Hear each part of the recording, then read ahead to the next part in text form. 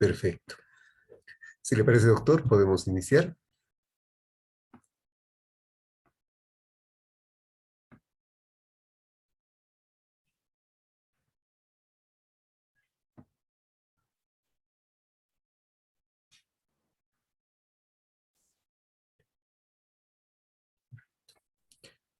Ya hemos dado espacio para que se vayan conectando y para nosotros es un gusto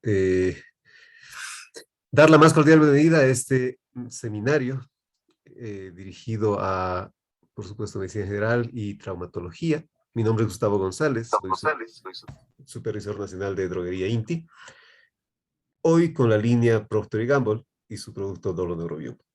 El tema que hoy queremos compartir con ustedes y por parte del experto invitado es compresión radicular.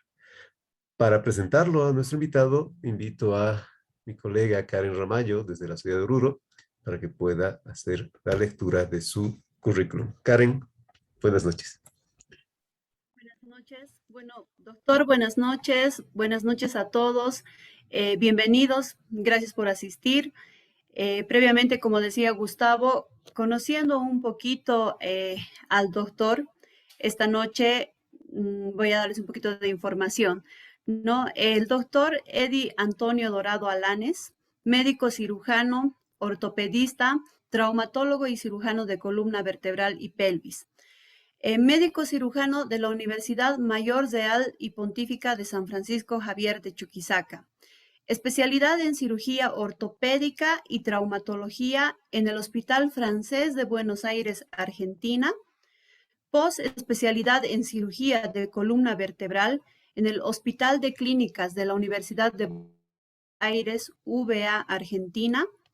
Medicina deportológica, Universidad Privada Abierta Latinoamericana, UPAL. Docencia universitaria y educación superior, Universidad Técnica de Oruro, UTO. Administración hospitalaria y gestión de entidades de salud en la Universidad Técnica de Beni, UTB. Faculty AO Trauma y AO Spin Latinoamérica. Actualmente él se encuentra trabajando en el Hospital Obrero número 4, Caja Nacional de Salud Oruro, y en la clínica Cristo Rey, clínica particular. Doctor, es un honor estar en contacto con usted y le agradecemos nuevamente su participación. Yo dejo de compartir para darle espacio a su presentación. Buenas noches.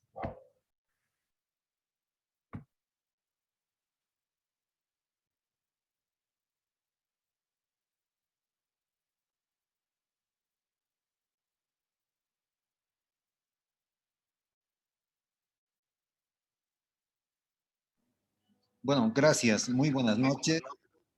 Gracias Gustavo, gracias Karen, gracias Lorena, gracias Vladimir, gracias a Inti por permitirme en esta oportunidad intercambiar ideas y ofrecerles algo de lo que nosotros los cirujanos de columna, especialmente traumatólogos, pensamos acerca del síndrome radicular lumbar. Este es un tema muy controvertido que ha cambiado de óptica en varias oportunidades con el devenir del tiempo. Ahora tenemos otros horizontes, otra visión, pero hay cosas básicas que más o menos nos pintan lo mismo, ¿no? En cuanto a la anatomía, la histología, etcétera. Entonces es un placer para mí poderles ofrecer algo de lo que nosotros pensamos y por ahí intercambiar algunas ideas con gente que también esté en el auditorio y trata este tipo de problemas. La lumbalgia, como todos ustedes saben, el dolor de la columna lumbar o de la zona lumbar, digamos, en el tronco, es un problema muy frecuente. En muchos países del mundo está entre la segunda y tercera causa de consulta médica, ¿no? Entonces, estos síndromes dolorosos de columna pueden presentarse en cualquier segmento. Pueden estar los síndromes dolorosos en la zona cervical, dorsal o lumbar. Nosotros vamos a ver la zona lumbar ahora, ¿no? y pueden originarse en distintos elementos anatómicos, desde los músculos, las raíces nerviosas, los ligamentos, los discos articulares, etcétera, etcétera. Entonces, epidemiológicamente, podemos decir que es un problema de altísima incidencia, ¿no? Es un problema, como les decía, que en varios países tiene un papel epidemiológico importante. Es la causa más frecuente de ausentismo laboral, por ejemplo, en México por incapacidad. En Europa, casi el 25% de días perdidos por el trabajador se deben a dolores de espalda, dolores de la columna lumbar. El 15% obliga a guardar cama y el 22% incapacita laboralmente a la gente en general, ¿no? En general, más o menos a los 45 años es donde más se presentan estos casos, en ambos sexos, por si acaso, ¿no? Y es una problemática grave de salud en varios países como México. Existen algunos factores de riesgo, ¿no? Hay situaciones o factores muy actuales, situaciones como las computadoras, ¿no? Los deportes, los microtraumas repetitivos, tenemos dentro de todos estos los accidentes automovilísticos, depende, por ejemplo, la incapacidad de los factores individuales, ¿no? Los factores individuales, los factores laborales, los factores legales, los factores sociales. Eh, También tiene que ver los factores, el tema del trabajo físico pesado de mucha gente, los repartidores de garrafas de gas, por ejemplo, los repartidores de refrescos, de cerveza en los camiones, en nuestro medio, en nuestras ciudades, el levantamiento de peso, las flexiones, las posturas estáticas, las posturas incómodas, que provocan traumas ¿no? A nivel de la columna vertebral y son entre los varios factores de riesgo que tenemos para la lumbalgia. Hay algunos conceptos básicos anatómicos, ¿no? En la columna vertebral, el segmento musculoesquelético es el principal origen, ¿no? En el aspecto nociceptivo netamente. Los traumatismos, la tensión, la inflamación pueden provocar un dolor primario o referido a nivel de la columna vertebral.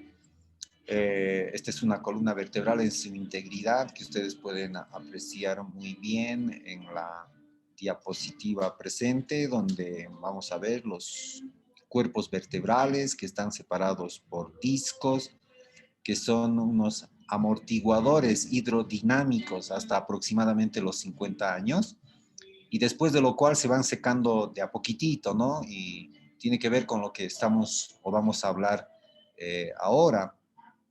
En la columna lumbar tenemos 5 vértebras habitualmente.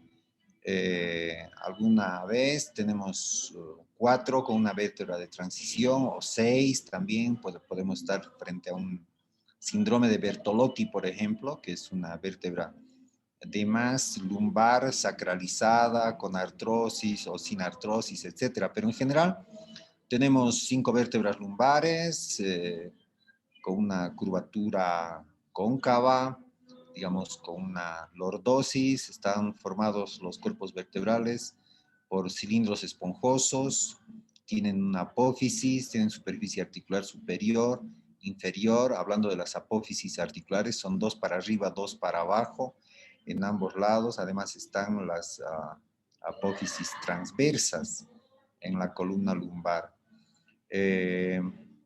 En general, la lumbalgia tiene que ver con los músculos de la zona posterior del tronco, como son los músculos psoas, que están en ambos lados, el psoas ilíaco, los cuadrados, que están en la zona lumbar lateral, que hacen a la estabilidad de la columna vertebral. Es fundamental, ahí pueden ver ustedes el cuadrado, hace rato estábamos viendo a los psoas, el cuadrado lumbar que hace bastante a la estabilidad de la columna lumbar, ¿no? Es una zona donde más frecuentemente están las lesiones, porque están las raíces lumbares anteriores y posteriores, que al salir por el agujero de conjunción o el foramen, ¿no? Que están rodeadas por el pedículo superior e inferior, pueden tener algunas lesiones y provocar algunos problemas. En cuanto a la fisiología y biomecánica, bien rapidito, la columna tiene una movilidad en flexión y en extensión de más o menos 90 grados, entre 70 y 90 grados, mucho más en las mujeres.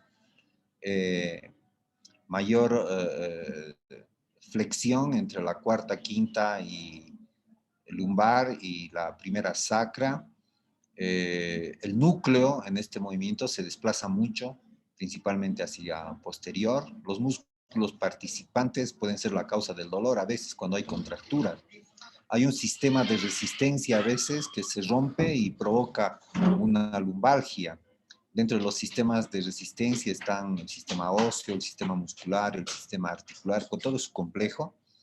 Y los movimientos básicamente son de flexión, extensión, rotación y flexión lateral y la circunducción, que es la unión de todos estos movimientos, ¿no?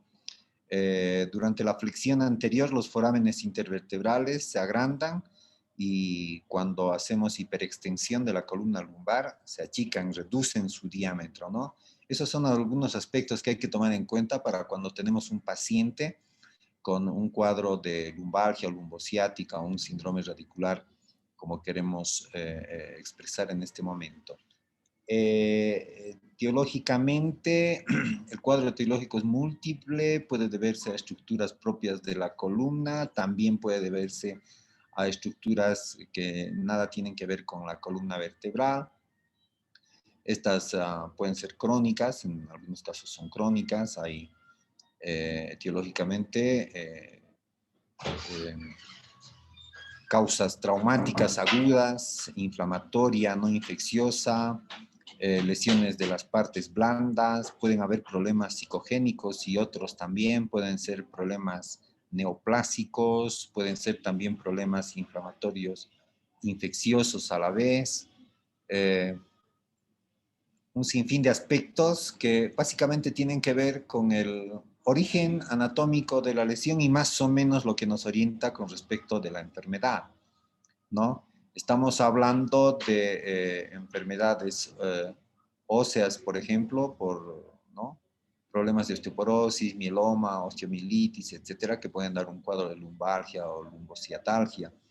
Los trastornos congénitos nos dan escoliosis, pedículos cortos, algún canal estrecho cervical cuando hablamos de la columna cervical, enfermedades degenerativas como la osteoartrosis, etcétera, ¿no? Entonces, una serie de orígenes que dan algunas enfermedades que conocemos, más los clínicos que los cirujanos, pero bueno, ese es el espectro. Podemos tener en la columna lumbar problemas de alteraciones dinámicas del punto de vista fisiopatológico, alteraciones estáticas, alteraciones con lesión nerviosa a nivel del foramen en la columna vertebral y problemas vibratorios, digamos. Cuando hablamos de alteraciones dinámicas, hablamos de una columna normal, pero con tensión anormal, ¿no? Cuando la columna estructuralmente es normal, pero la tensión y el peso rebasan los límites. Una columna biomecánicamente anormal, en cuanto a la dinámica se refiere, tiene una tensión normal, con carga y peso normales, pero la columna tiene alteraciones. Y la columna biomecánicamente normal, con tensión normal, cuando las estructuras de la columna y el peso normal están, pero con sobrepeso extraordinario que obliga a la columna a alterar el ritmo lumbopélvico, traen problemas. De la misma manera, las alteraciones estáticas tienen que ver con la biomecánica estática frontal y con los planos posturales laterales. Además, la columna con lesión neurológica se refiere a las compresiones de las raíces nerviosas, ¿no? Sensibles a la deformidad por compresión, ya sea por hernias, por estenosis central, bilateral, unilateral, alteraciones sensitivas que dan estas, y algunos tumores, neoplasias o quistes que pueden provocar ¿no? una compresión de las raíces nerviosas. Y el tema vibratorio que tiene que ver con los movimientos excesivos y la vibración, la nutrición de nutrientes en el disco intervertebral. El cuadro clínico y diagnóstico en temas de la columna lumbar. La historia clínica completa nos ayuda enormemente, nos ayuda bastante. Hay que darle importancia al padecimiento actual y hay que hacer una prolija exploración física. La semiología basada en la semiología neurológica nos orienta bastante. Y el tercer aspecto fundamental para llegar a un buen diagnóstico son los estudios de gabinete, ¿no? Eso ayuda mucho, aparte de la historia clínica completa y veraz, ojalá, ¿no? Y de la exploración física que nosotros vamos a hacer.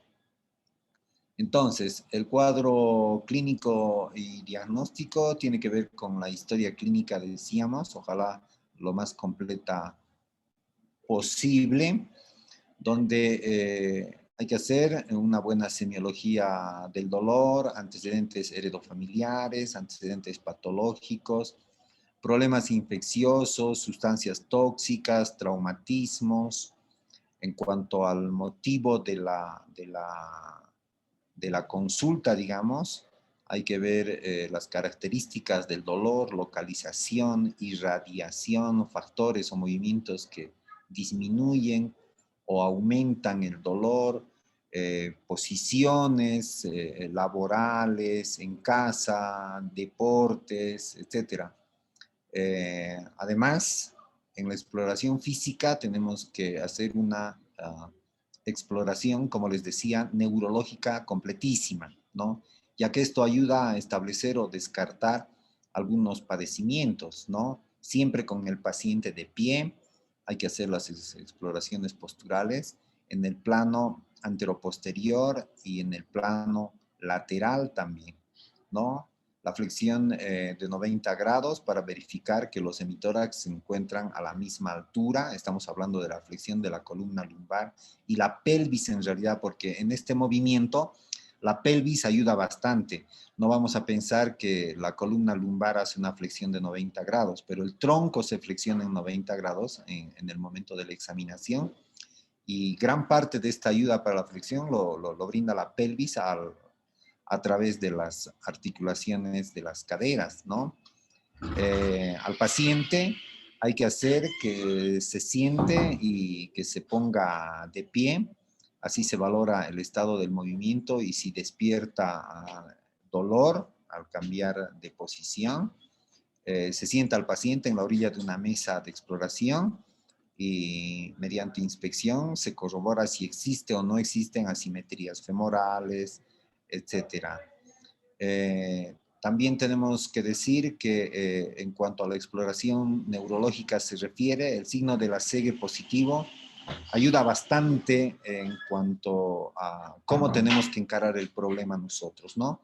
Cuando se produce dolor con elevación de la pierna hasta 30 grados aproximadamente, quiere decir que se está estirando el nervio ciático. Está mal la escritura en la diapositiva, en realidad es el nervio ciático, que es una manifestación de lo que ocurre con el plexo lumbar en general.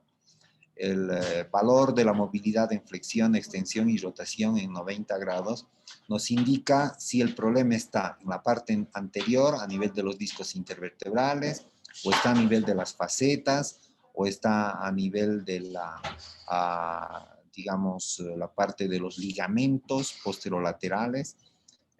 Hacer un examen minucioso de todo esto.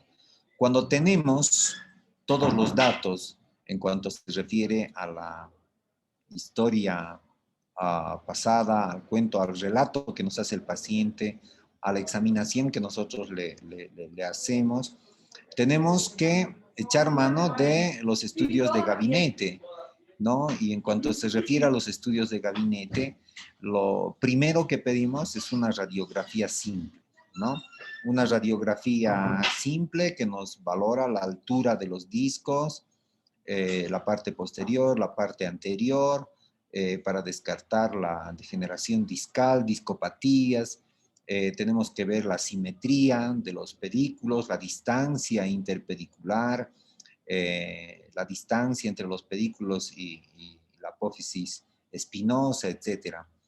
La tomografía nos da muy buena información acerca de las lesiones óseas, o sea, lesiones duras.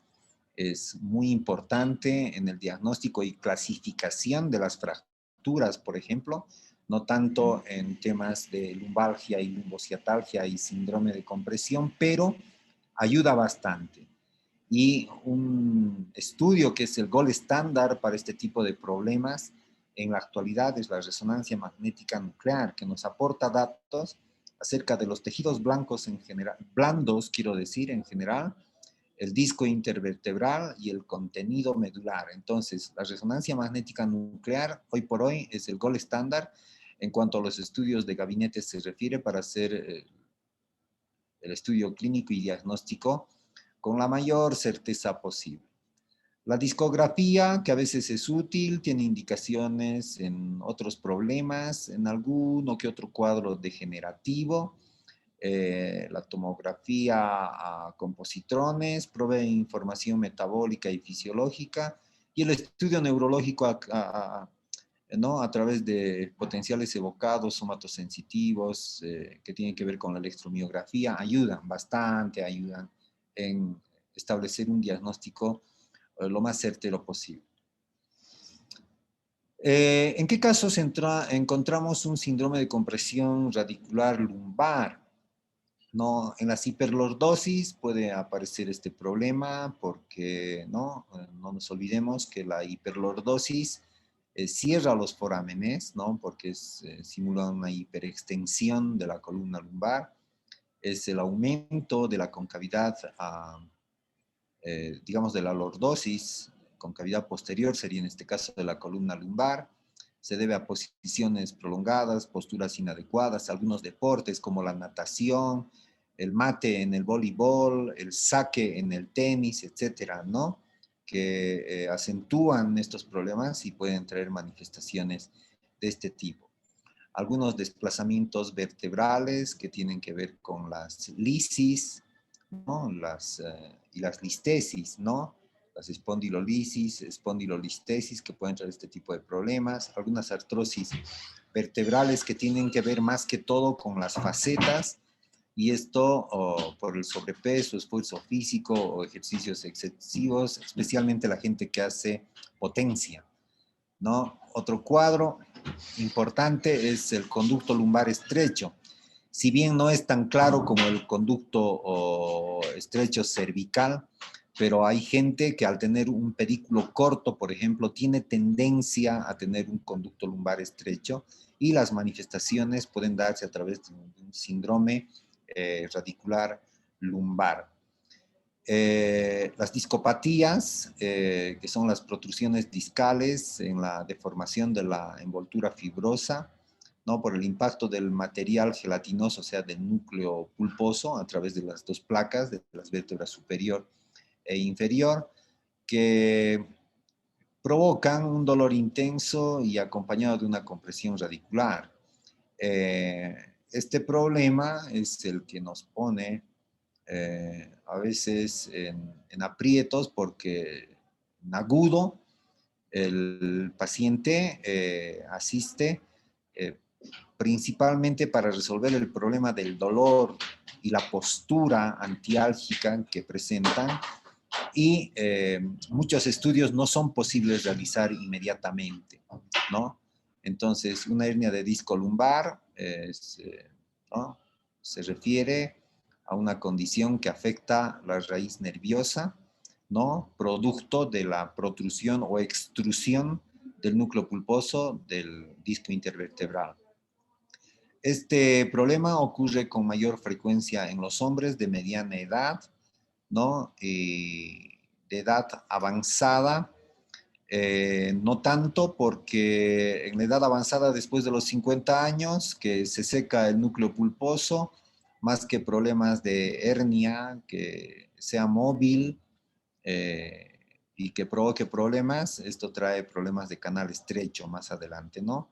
Cuando uno tuvo una hernia y no se la operó y se queda hasta más allá de los 50 años, esto más adelante provoca un canal estrecho más que todo, y siendo la hernia de disco lumbar propio de la edad productiva del hombre, ¿no? varón de mediana edad. Entre los síntomas de la hernia de disco lumbar tenemos un dolor severo en la espalda baja o en la región lumbar. A veces este dolor se irradia a los glúteos o a las piernas y a las piernas y a los pies también, ¿no? Hay una acentuación del dolor al toser, al estornudar, al hacer esfuerzos, a veces incluso al reír solamente.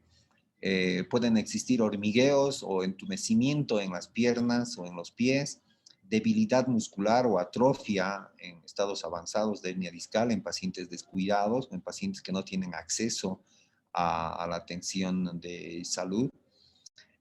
Puede provocarse un espasmo muscular también, ¿no? Por producto de una hernia discolumbar. Y la pérdida del control intestinal o de la vejiga son una emergencia en casos de hernia de disco, porque esto puede traer problemas irremediables si no se lo opera inmediatamente. En la imagen ustedes pueden ver el disco intervertebral que está protruyendo, está empujando al ligamento común vertebral posterior, ¿no es cierto? Y el contenido es el núcleo pulposo, ¿no? Donde si estaría una raíz nerviosa al lado de esta protrusión, entonces traería sintomatología.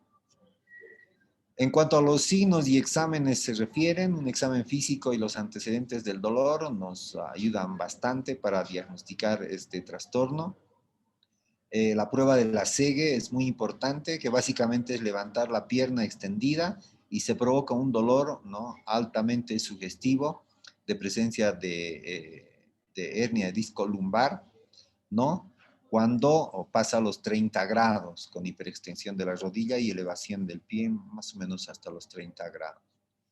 En los exámenes imagenológicos, la radiografía no ayuda mucho. La radiografía no es muy útil en los casos de hernia discal. Nos sirve más para descartar otras causas del dolor que para hacer un diagnóstico de hernia de disco. En cuanto a la tomografía se refiere, los últimos tomógrafos que tenemos a mano, ¿no? Ayudan bastante, pero como les decía hace un momento, el gold estándar para este tipo de problemas es la resonancia magnética nuclear, como ustedes están observando en las imágenes, donde se ve con claridad no solamente el disco herniado, se ven las raíces, se ve toda la cola de caballo, se ve el líquido en secuencia T2, principalmente observamos con claridad todos los problemas que pueden estar ocurriendo alrededor de la hernia de disco que estamos estudiando o tratando. Los exámenes de diagnóstico como la electromiografía y la velocidad de conducción nerviosa nos sirven para evidenciar exactamente cuál es la raíz nerviosa comprometida y tener mayor claridad, especialmente si vamos a encarar a este paciente en el tratamiento en forma quirúrgica. La mayoría de las hernias de la columna se producen entre L4 y L5. Casi el 90% de las hernias de disco lumbares están en estos dos niveles, porque son los niveles de mayor movilidad de la columna lumbar. El 5% aproximadamente se ubica entre L3 y L4 y el otro 5% de L3 para arriba, ¿no? Es fundamental conocer esto porque en algunos lugares donde no tenemos estudios sofisticados de gabinete, podemos inferir clínicamente y por estos antecedentes estadísticos, ¿no? El tratamiento, que es más o menos lo discutible en muchos espacios de tratamiento de la columna vertebral. Tenemos desde la aplicación de antiinflamatorios no esteroideos y esteroideos y analgésicos comunes, pasando por la rehabilitación física, fisioquinesioterapia, hasta que en los casos podemos darle una resolución quirúrgica a este problema, ¿no? La disectomía, que es la resolución quirúrgica, se realiza bajo anestesia general siempre y se retira la parte del disco protruido y dependiendo del tipo de lesión y las lesiones asociadas, en general no se instrumenta, pero cuando son casos muy graves o complicados o en gente muy mayor, por encima de los 50 años, que tienen otros problemas más aparte de la hernia de disco, es necesario instrumental y colocar algunos materiales. Pero la norma, lo más frecuente es que se reseca la hernia de disco solamente. Bueno, esta es la imagen que nos muestra más o menos el camino que queremos tomar cuando nosotros estamos en presencia de una hernia de disco. Y si es o protruida o extruida, más todavía, porque hay tantas publicaciones, tantos estudios farmacológicos, publicaciones de tratamientos quirúrgicos, enorme cantidad de publicaciones fisioterapéuticas en cuanto al tratamiento se refiere, ortesis, el comercio está muy de cerca alrededor de esto, las manipulaciones que se hacen especialmente en lugares, en países como el nuestro, donde hay hueseros, hay, digamos, gente que hace el tratamiento de enfermedades lejos de los centros hospitalarios, donde se hacen manipulaciones, les decía, tracciones. Solo el reposo a veces puede ayudar, conjuntamente una buena medicación, etcétera. O sea, hay un montón de caminos que tomar y no sabemos qué tomar qué camino tomar cuando estamos frente a este problema. Un resumen de lo que habitualmente hacemos con nuestro equipo de trabajo de cirujanos de columna acá, es que le damos un reposo porque el paciente habitualmente cuando tiene crisis aguda viene por dolor, lo que tenemos que hacer es calmarle el dolor, lo medicamos con analgésicos y le damos alguna recomendación fisioterapéutica o kinésica, ¿no? En el tema de la medicación, utilizamos antiinflamatorios no esteroides, que principalmente tengan el mecanismo de la inhibición de las prostaglandinas. Posteriormente, cuando son susceptibles de tratamiento fisioterapéutico kinésico, la crioterapia ayuda en la disminución del dolor por la disminución de conducción nerviosa y el tema del espasmo muscular. Los TENS también son de gran ayuda, dependiendo del caso. El ultrasonido de la misma manera, sabemos que los profesionales fisioterapeutas usan bastante, el láser de la misma forma, la termoterapia en todas sus formas, ¿no? Ayudan. Los ejercicios, por supuesto, tienen ventajas, ¿no? Los ejercicios isométricos principalmente, que son fáciles, de breve ejecución, permiten máxima contracción, incremento de la fuerza muscular, refuerzan las zonas de debilidad bien localizadas y en general el ejercicio físico tiene 3 etapas, una de adaptación, otra de estabilización y otra de mantenimiento, entrenamiento en lo que se refiere al manejo posterior, ¿no? Cuando el paciente está siendo dado de alta. Esto tiene sus tiempos, más o menos unas 3 semanas, el tema de la adaptación, unas 8 semanas la estabilización y una duración de 2 semanas todo lo que se refiere al mantenimiento y entrenamiento para que el paciente pueda hacer más adelante eso mismo en su casa. En lo que se refiere a las ortesis, el tratamiento no es, digamos, lo más recomendable. Preventivamente, en las empresas donde los trabajadores usan mucha carga, hacen esfuerzo físico con el tronco en forma extrema, ejemplo, mineros, ¿no? Gente de fuerza y de carga, preventivamente sí pueden usar, ¿no? Pero ya para el tratamiento como tal, sabemos que quien debe dar la estabilidad plena a la columna vertebral principalmente es la musculatura.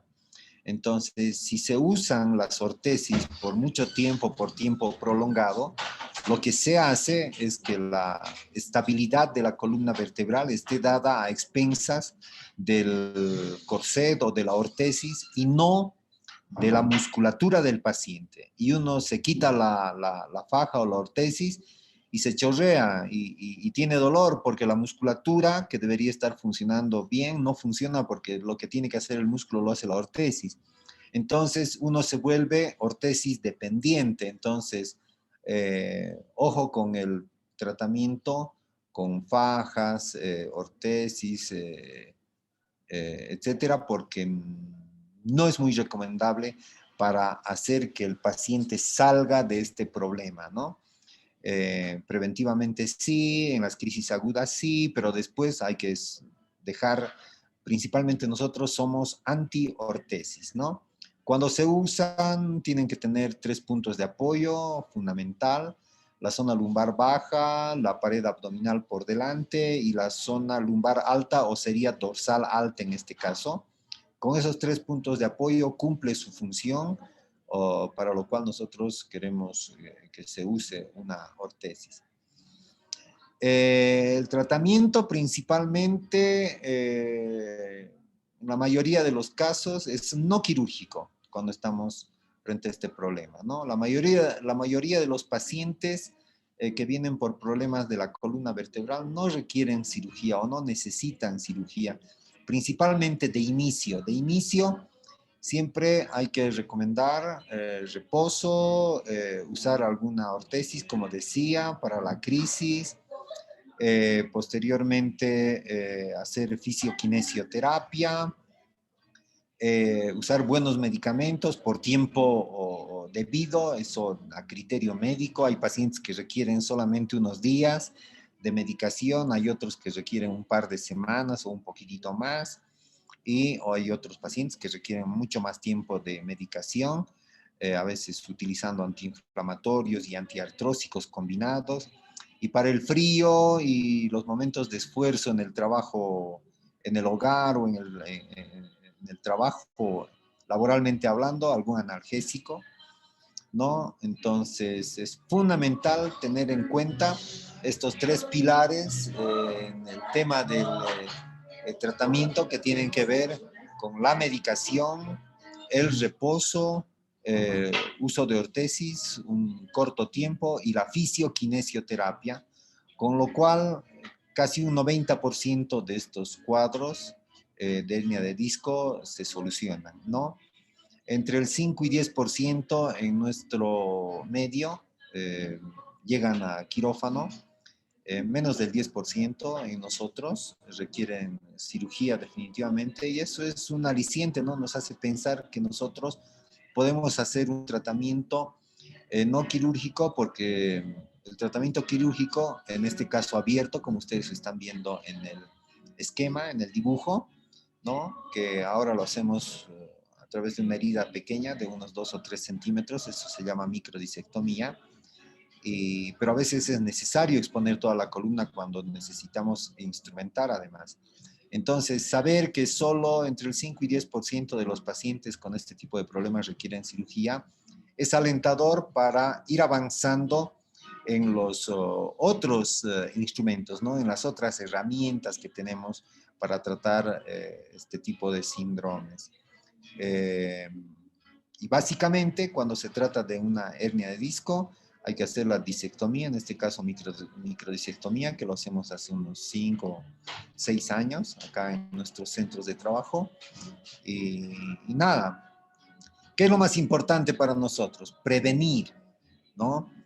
Dice, ¿no? Un adagio: más vale prevenir que lamentar. Entonces, si nosotros mantenemos la musculatura en el cuerpo funcionalmente bien, nos mantenemos con buen peso corporal total, dormimos adecuadamente en una posición adecuada, nos sentamos apropiadamente cuando lo tenemos que hacer, en la computadora, que casi permanentemente, todos los días estamos trabajando con la computadora, tenemos que igual, ¿no?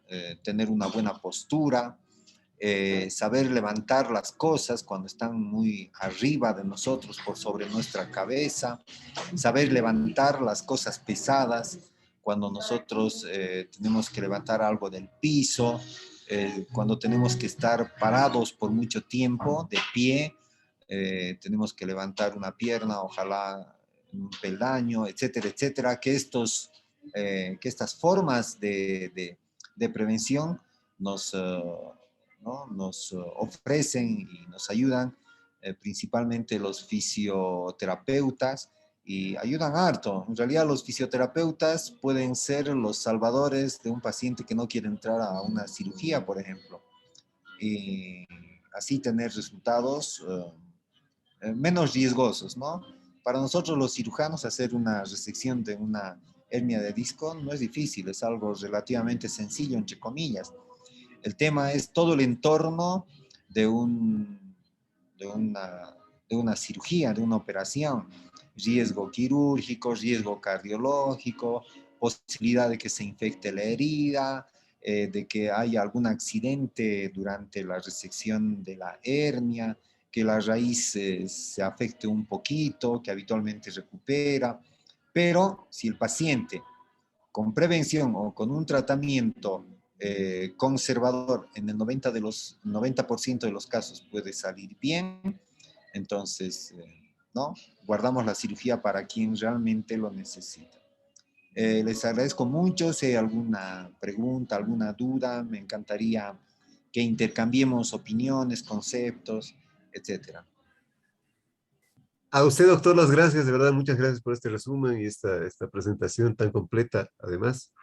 Invitamos a todos los asistentes a enviar sus consultas por medio del icono correspondiente, preguntas y respuestas, o del chat. Para leerlas, las invito a mis colegas, por favor, Karen y Lorena. Creo que ya hay algunas consultas, Karen. Sí, Por bueno, favor. ya tenemos acá una pregunta de parte de la doctora Alejandra Valdezama. Buenas noches. ¿Cuánto tiempo sería el ideal para el uso de la ortesis y que el paciente no se vuelva dependiente? Sí, gracias, doctora. Esa pregunta es muy buena, porque como les decía, las ortesis en general, las fajas lumbares, de cualquier tipo, porque hay fajas lumbares elásticas solamente, hay fajas lumbares con ballenas, hay otras reforzadas, hay reforzadas elásticas, etcétera. Del punto de vista preventivo, durante la actividad laboral de fuerza o de carga, ¿no? Me refiero a que en el momento de comenzar a trabajar, ¿no? Por ejemplo, un trabajador minero tiene que ponerse la faja lumbar y cuando termina de trabajar tiene que quitársela la faja, porque de lo contrario, después del trabajo vamos a evitar que la musculatura funcione y vamos a tener una musculatura pobre y cada vez va a necesitar más tiempo de faja. Entonces, preventivamente solo en el momento del trabajo forzado. Y como tratamiento en crisis agudas, mientras dure la crisis, que con medicación adecuada tendría que pasar en pocos días, solamente mientras dure la crisis, y una vez que se hace el tratamiento en la segunda fase, que sería con fisioterapia incluida, entonces en la fisioterapia se deja la faja poquito a poco hasta que al final del tratamiento quedamos sin faja y sin dolor. Perfecto. Tenemos otra pregunta, doctor. Bueno, no está identificado, ¿no? Pero dice, paciente operado de hernia de disco presenta recidiva. ¿Qué tratamiento se debe realizar? Cuando una hernia operada recidiva, hay que volver a hacer todos los estudios de gabinete principalmente y volver a examinar al paciente, a ver qué es lo que está pasando, porque a veces pasa que si recidiva la hernia y hay una crisis aguda y la crisis aguda pasa con tratamiento adecuado, no es necesario tocar porque es una reoperación y un riesgo operatorio. Entonces, pero si hay algún problema en la hernia recidivada, que además tiene inestabilidad, que además hay un problema facetario, que además tiene otras situaciones anatómicas alrededor, entonces lo que se hace es volver a entrar, quitar la hernia. En el espacio donde queda el vacío del disco intervertebral que terminamos de extraer en su totalidad, se coloca un case, que es una caja, por delante que hace una fusión entre las vértebras aledañas, o sea, la vértebra de arriba y la vértebra de abajo, y por posterior hay que hacer otra fusión con una instrumentación, colocando 4 tornillos y 2 barras en los pedículos adyacentes, ¿no? En el pedículo de la vértebra superior y en los pedículos de la vértebra inferior. Eso en un caso extremo. Y otra forma es solamente limitarse a sacar la hernia recidivada, pero tenemos que tener el cuidado de antes ver si evidentemente en la primera operación se ha sacado todo el disco, ya, o todo el núcleo pulposo en este caso, solo el núcleo pulposo, y o ha ocurrido otra eventualidad o hay otros factores en la anatomía vecina que nos obliguen a hacer una instrumentación. En general eso, o hacer nada, tratamiento. Segundo, hacer la resección nuevamente de solo la hernia, o la tercera, hacer una resección de todo el disco y una instrumentación entre la unidad funcional que serían la vértebra superior e inferior a ese disco. Perfecto.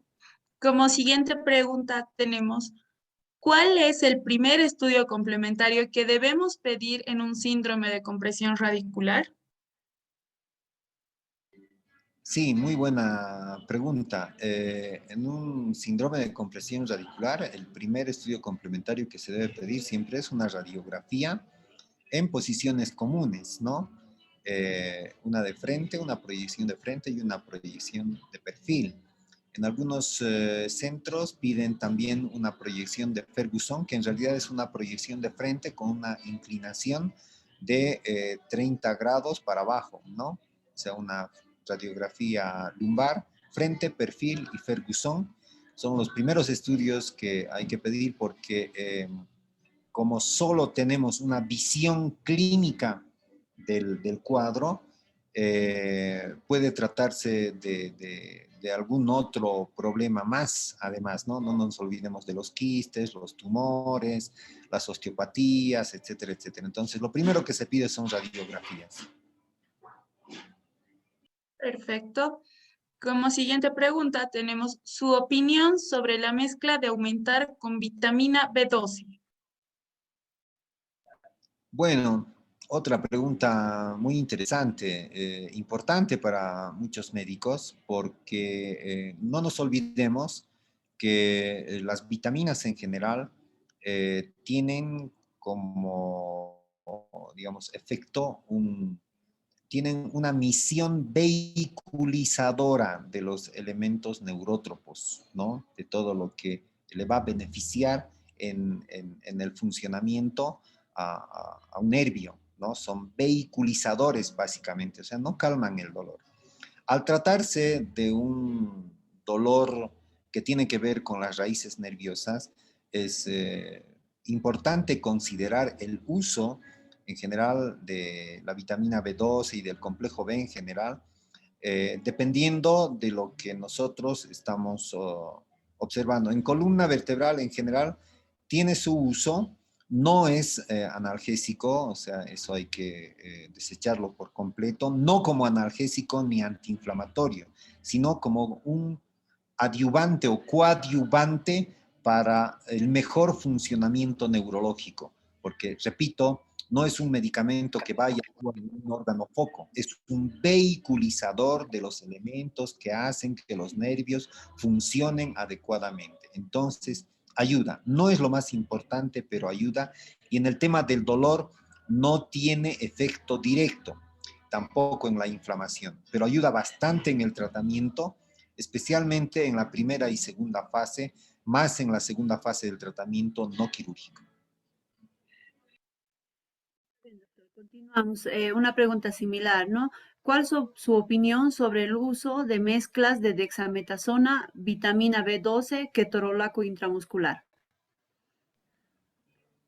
Muy interesante también, es importante considerar eso, me parece muy buena la pregunta, porque cuando estamos frente a un cuadro doloroso, y tenemos la sospecha o la certeza de que hay un proceso inflamatorio, ¿no? Además, y que tiene que ver con los elementos nerviosos, entonces no es mala idea combinar estos medicamentos, ¿no? Me refiero a los corticoides, me refiero a los analgésicos, a los antiinflamatorios no esteroideos y al complejo B o la vitamina B12 que habitualmente se utiliza, pero no en todos los pacientes ni en todos los cuadros, ¿no? Si el complejo diagnóstico tiene que ver con esos tres elementos, es razonable hacer ese uso y si digamos el cuadro que estamos observando es netamente inflamatorio y con un antiinflamatorio no esteroideo eso se va a solucionar, entonces no tenemos por qué darle otras cosas, pero sí se considera combinar complejo B, corticoides y antiinflamatorios no esteroides cuando el cuadro tiene que ver con una inflamación, con la presencia de dolor y con presencia de irritación nerviosa que requiere del complejo B y se va a beneficiar del complejo B. Tenemos otra pregunta. ¿Cuál es el tratamiento inicial de una hernia de disco? Bueno, el tratamiento inicial de una hernia de disco primero es mitigar el dolor y la inflamación. Y una vez que el paciente reacciona adecuadamente a este tratamiento, ¿no? Emplear todos los otros métodos, como ser la fisioterapia, kinesioterapia, etcétera, ¿no? O sea, lo que menos tenemos que pensar, hemos dicho que el 90% de los cuadros de hernia de disco no se operan o terminan lejos del quirófano. Entonces, lo primero que tenemos que hacer es atacar al dolor y a la inflamación y posteriormente hacerle acondicionamiento muscular, postural, etcétera, con la ayuda de la fisiokinesioterapia. Como siguiente pregunta tenemos, buenas noches, ¿la ozonoterapia ayudaría a disminuir la inflamación y el dolor? ¿Podría ser utilizado como tratamiento? ¿Y cuánto tiempo se puede usar para no ser dependiente? Sí, ese es un tema interesante. Gracias por esa pregunta, es muy importante también, porque la ozonoterapia en muchos países tiene un uso indiscriminado, digamos, abusivo, pero en otros no tanto, porque se están haciendo recién los estudios adecuados como para que nosotros podamos embalarnos en ese tipo de manejo. La ozonoterapia es antigua, pero en problemas de la columna vertebral no ha demostrado, no hay trabajos con un buen nivel de evidencia que nos permitan recomendarlo, digamos, como de primera o de segunda línea, ¿no? Es una opción, es una opción. Hay trabajos que fuera de la columna vertebral han actuado, han provocado beneficio, digamos, pero en general para el problema de la hernia de disco, lo que nosotros conocemos, particularmente en nuestro medio nosotros no lo utilizamos, pero donde lo utilizan hemos visto que cuando se hace este tipo de tratamiento, la mayoría terminan operados, ¿no? Pero es una opción más. Perfecto. Continuando, buenas noches. ¿Cuáles son los criterios clínicos o imagenológicos que nos indicarían la conducta quirúrgica en una hernia de disco? Gracias por la pregunta, muy buena. Cuando estamos en presencia de una hernia de disco, hemos hecho la clínica correspondiente, todos los estudios complementarios. El gol estándar es la resonancia magnética. Iniciamos el tratamiento conservador primero para 3 semanas. Después de las 3 semanas, si hay mejoría, nos extendemos hasta las 6 semanas. Y si el paciente mejora, le planteamos el tratamiento hasta los 3 meses aproximadamente. Cuando a los 3 meses ha existido una mejoría notable, entonces completamos todo el plan de tratamiento no quirúrgico, o sea, conservador, hasta los 6 meses. Y en ese lapso de tiempo, ¿no? Si el paciente ha vuelto a su actividad habitual previa sin carga, en actividad sin carga, el paciente tiene normalidad en su cotidiano vivir. Entonces, desechamos totalmente la opción quirúrgica. Pero si hemos llegado a los 3 meses y a los 6 meses con problemas que no han remitido y sigue el déficit neurológico o persiste en los calambres, persiste la sintomatología en general de una hernia de disco, si en 6 meses con un buen tratamiento conservador no ha cedido, entonces tenemos que pensar en la solución quirúrgica. Con las preguntas, doctor. ¿Cómo afecta el pie plano a la columna vertebral? Gracias, muchas gracias a quien ha hecho esa pregunta, perdón.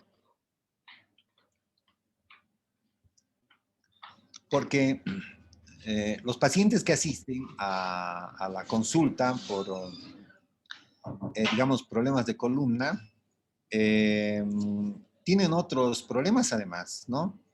El pie plano como tal directamente no tiene influencia en la presencia o no de hernia de disco, ¿ya? Pero otros problemas de los miembros inferiores, puede ser una dismetría de miembros, puede ser problemas de la cadera, algunos problemas de la rodilla, que mecánicamente afectan al complejo pélvico y a la unión entre la columna vertebral y la pelvis, sí pueden, no, digamos, como un factor directo, ¿no? Sino que, o predisponente, digamos, sino desencadenan una hernia que por ahí, con o sin dismetría, con o sin problemas de cadera, con o sin problemas de rodilla, iba a aparecer. Entonces, hacen que aparezca más temprano, ¿no?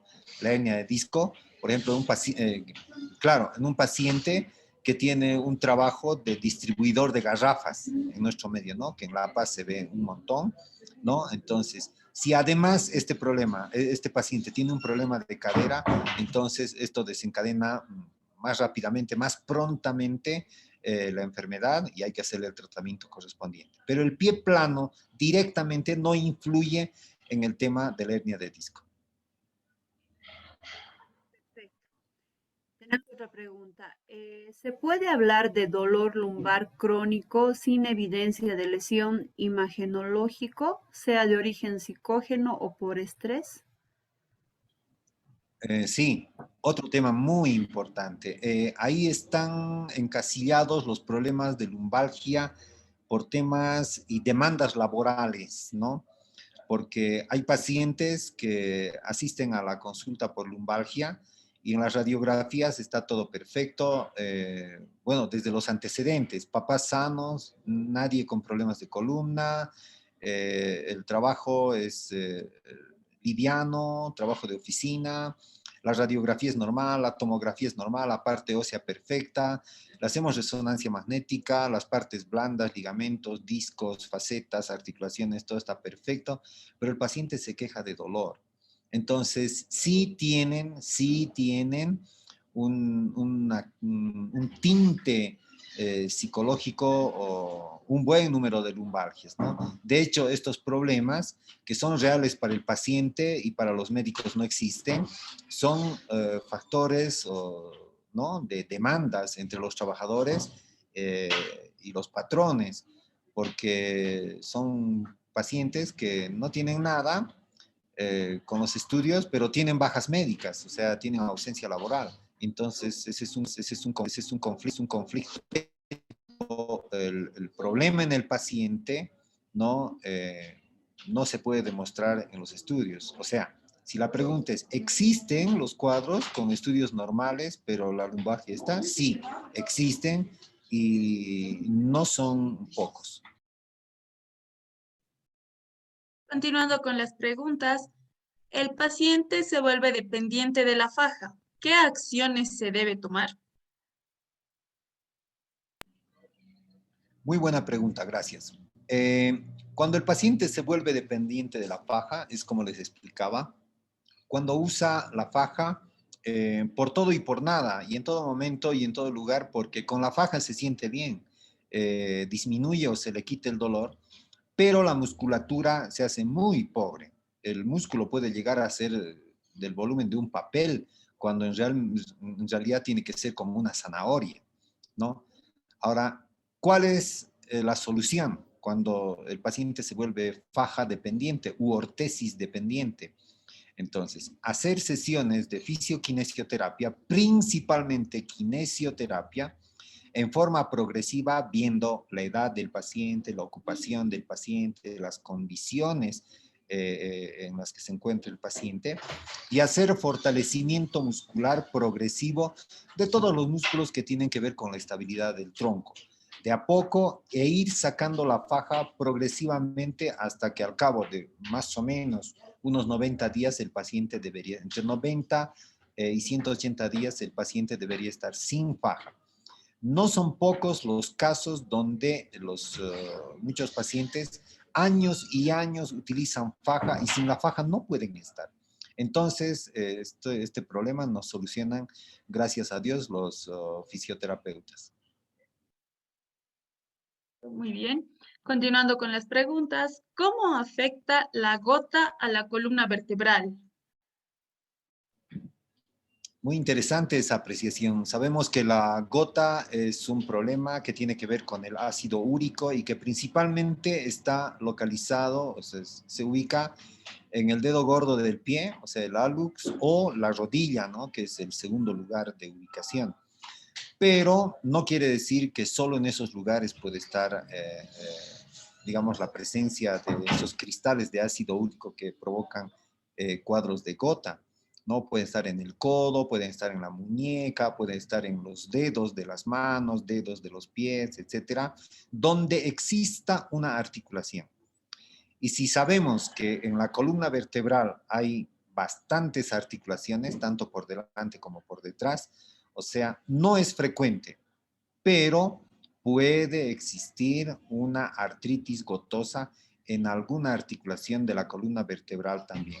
Realmente es rara, creo que en mi vida de médico como cirujano de columna he visto una sola vez, creo, pero que si se puede presentar, sí se puede presentar. Seguimos, doctor, con las preguntas. ¿Cuáles son las diversas manifestaciones de las discopatías en el síndrome de compresión radicular?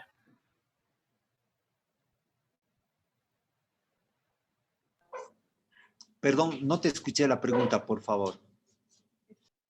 Ya. ¿Cuáles son las diversas manifestaciones de las discopatías en el síndrome de compresión radicular? Bien, las manifestaciones de las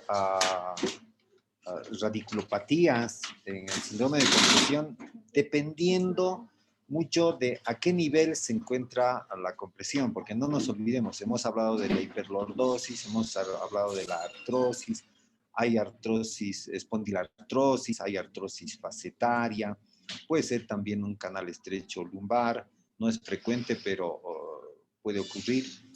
Dependiendo de la anatomía en la cual se esté afectando, pueden aparecer estos cuadros, ¿no? No es, digamos, no es como en matemáticas 2 más 2, 4, no. Hay que tomar en cuenta los estudios complementarios. La resonancia magnética nuclear nos ayuda bastante en ese aspecto y en base de eso podemos actuar. ¿Es útil en estos casos corticoides de depósito, betametasona?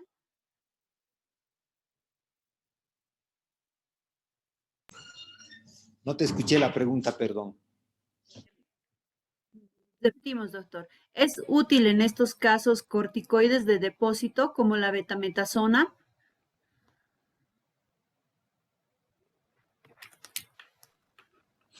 Bueno, hay algunos trabajos que están, digamos, naciendo, te diría, mil disculpas por el tema del video.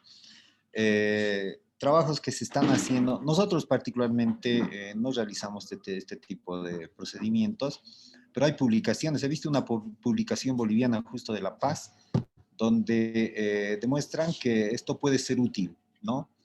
Principalmente nosotros en el equipo de trabajo que tenemos acá no lo usamos, no hacemos eso, pero es una opción terapéutica. Muy bien, continuando con las preguntas. ¿Cuánto porcentaje de lumbalgia es por discopatía?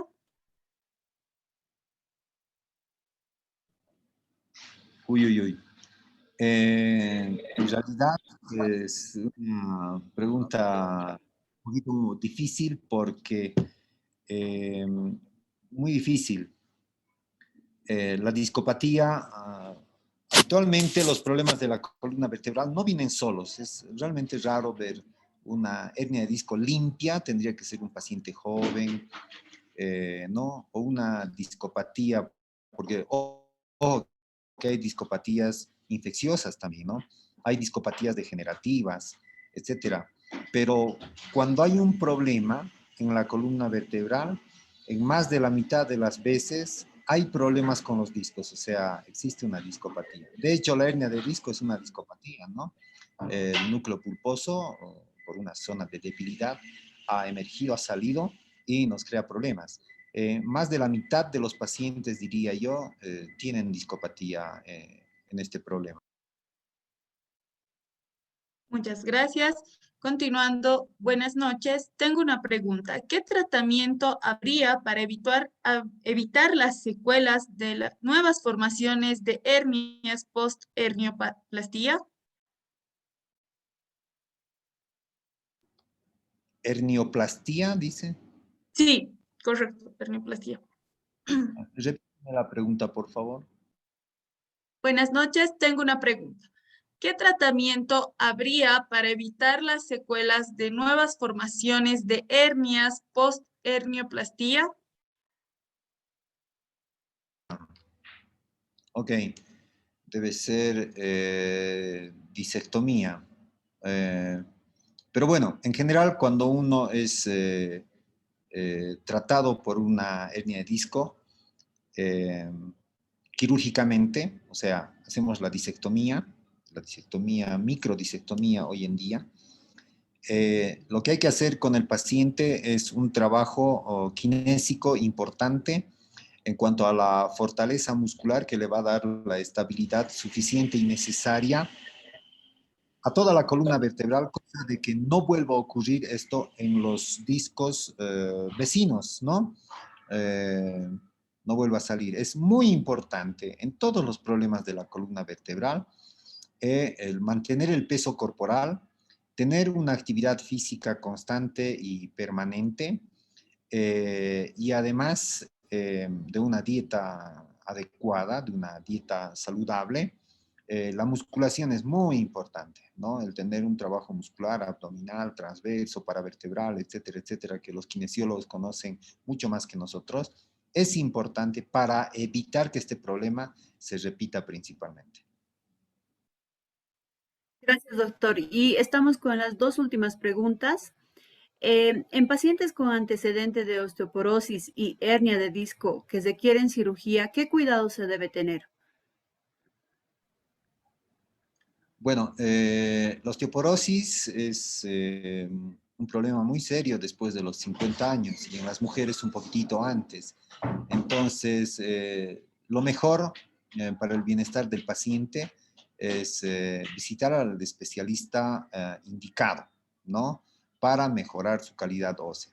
Pero básicamente nosotros necesitamos que el huesito se nutra de calcio, ¿no? Que del punto de vista hormonal esté en perfectas condiciones y si tiene osteoporosis y tiene hernia de disco, probablemente el problema no sea solo la hernia de disco, probablemente el problema sea, digamos, una degeneración articular, estamos hablando, digamos, de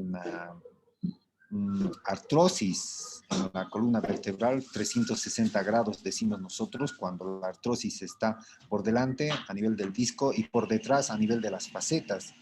Entonces, si tiene osteoporosis, hay que tener mucho cuidado en no sacarle solamente la hernia, ¿no? Sino además hacer el tratamiento de la osteoporosis, que si existe ya una fractura vertebral osteoporótica, por ejemplo, que es el acuñamiento de la vértebra, además hacerle una vertebroplastía, además liberar todo el canal, liberar el foramen, si la resolución es quirúrgica, los tornillos que se colocan en los huesos osteoporóticos son tornillos canulados, a su vez perforados, por donde una vez colocados los tornillos, nosotros colocamos un cemento óseo, que es como un poxipol biológico, que fortalece el hueso donde se está agarrando ese tornillo y se hace el tratamiento, como decía, además del disco, que se le coloca un case, en la parte posterior hacer una fusión ósea, ¿no? Entonces, si no liberamos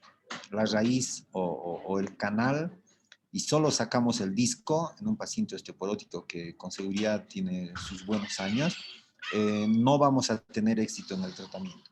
Por eso decía que es muy importante hacer un diagnóstico lo más certero posible, porque si no tenemos un buen diagnóstico, nuestro tratamiento, más aún si es quirúrgico, no va a tener éxito. Es como, a ver, un ejemplo muy común, es como cuando uno tiene un dolor de estómago y le hacen el diagnóstico de una apendicitis, digamos, pero el problema está en la vesícula.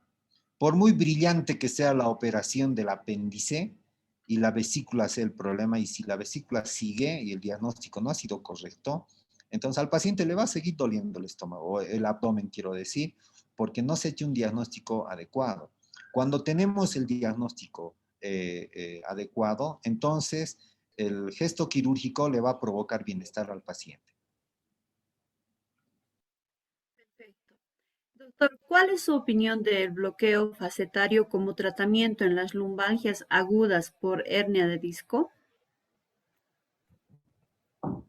Sí, gracias. Una muy buena pregunta. En general, el bloqueo facetario es para los problemas facetarios, pero en los cuadros de hernia de disco sí se hacen bloqueos, pero se hacen bloqueos cerca del foramen, ¿ya? O sea, si la pregunta es, ¿está indicado un bloqueo, ¿no? Anestésico o con corticoides, como sea la técnica del médico que está haciendo el procedimiento?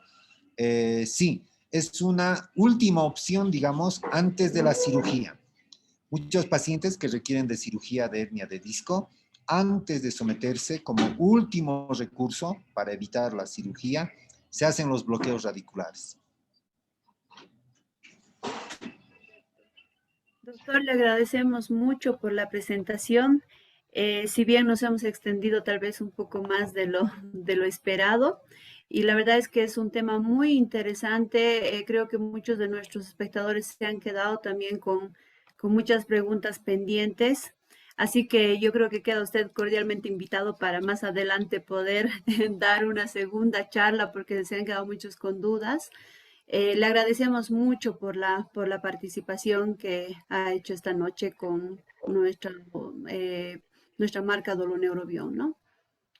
Gustavo. Gracias a Gracias. ustedes.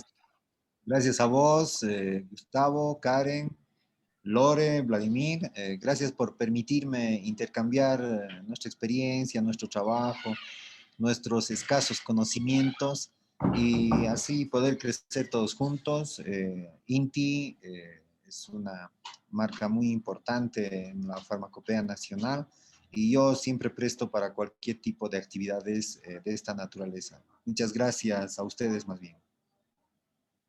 Un gusto, doctor, de verdad, escucharlo y como ve, pues sí, el agradecimiento se va reiterando por sus colegas y todos los asistentes. Esperamos, como ya le dijo Karen, contar con usted en otra oportunidad. Creo que ya hay eh, una combinación al respecto. Y también de nuestra parte, pues agradecemos a los colegas de Oruro que en este momento están conectados. Lorena, Karen y Vladimir. Los invito también a despedirse de este seminario, por favor. Muy bien, muchas gracias, doctor Dorado, por su tiempo, por permitirnos tener una noche de enriquecimiento científico, por brindarnos más conocimiento. Y como dijeron mis colegas, hay muchas personas que se quedaron quizás con muchas dudas, nos extendimos un poco, pero nuevamente hacemos la invitación para que pueda colaborarnos en en un siguiente webinar con este tema del síndrome de compresión radicular o de alguno que igual sé que son muy interesantes. Gracias, doctor, nuevamente por su tiempo. Gracias a todos los asistentes por el tiempo, por permitir estar presentes en esto para poder intercambiar conocimientos. Muchas gracias. Con todo gusto, Lorena. Contá conmigo cuando quieras. Bueno, en nombre de la Regional Oruro también, muchísimas gracias, doctor. Muchísimas gracias a los espectadores. Y bueno, será hasta una nueva oportunidad con todos. Muchísimas gracias por su asistencia. Bueno, y para despedirme igual, agradecer a todos los asistentes y nuevamente, doctor, gracias. El compromiso está hecho para más adelante y gracias a todos, ¿no? Gracias, Gustavo. Gracias, Ladi. Gracias, Lore. Un gusto, colegas, y a todos los asistentes, nuevamente muchas gracias, que tengan muy buenas noches y feliz fin de semana. Hasta una próxima.